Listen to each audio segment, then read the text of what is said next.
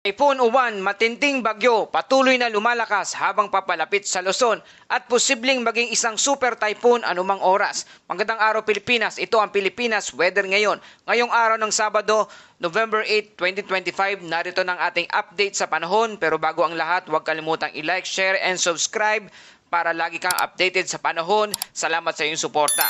Mga kababayan, ayon sa Pag-asa, ang sentro ng bagyong Uwan ay huling namataan kaninang umaga na nasa layong 680 km silangan ng Burungan City, Eastern Samar o 760 km silangan ng Katarman, Northern Samar. Taglay nito ang lakas ng hangin na umaabot na sa 140 km kada oras at malapit sa gitna ng pagbugsong hangin hanggang 170 km kada oras. Habang ang central pressure nito ay umaabot sa 965 HPA. Kumikilos ito pakanluran sa bilis na 35 km kada oras. Ang malalakas na hangin hanggang lakas ng typhoon